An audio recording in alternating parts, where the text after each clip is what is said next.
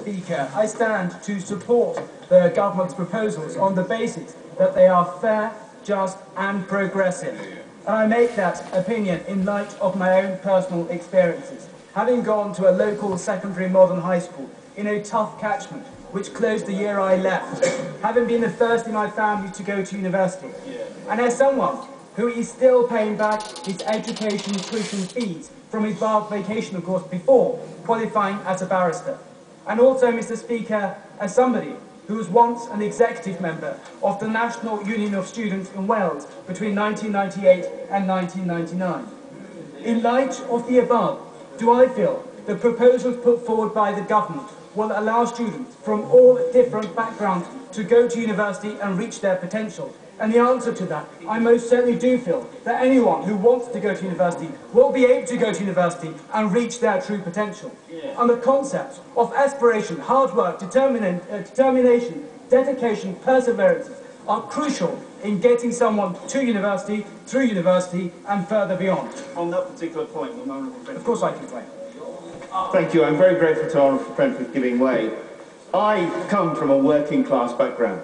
7 children in a 2 up, 2 down.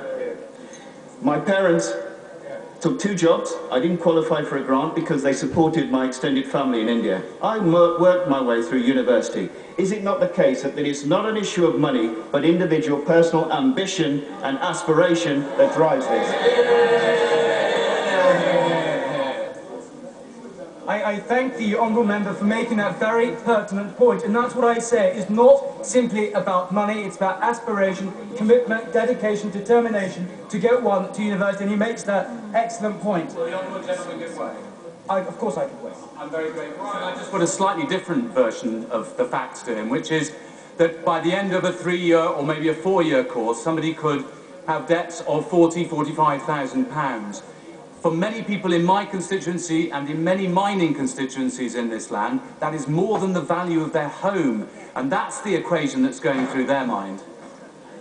Honourable Gentleman makes a very pertinent point, but the point here is this, is that they will not be paying upfront tuition fees. And that's the key thing in terms of ensuring.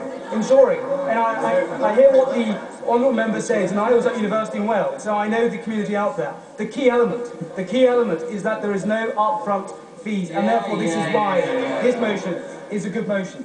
And also, Mr. Speaker, the key point is that one has to look at the overall package rather than single elements for its progressiveness, for its fairness, and for its justness.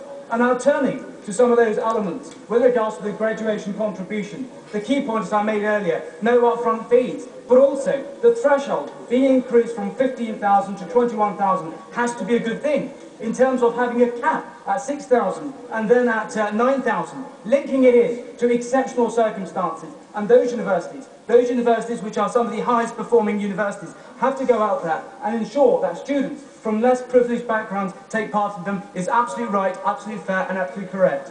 Linked to that, of course I can play. I'm very grateful. But would you agree with me that for a student who then goes on to earn £25,000 a year, the average salary will be repaying that loan at the rate of £30 per month for 30 years, and that represents a substantially good deal?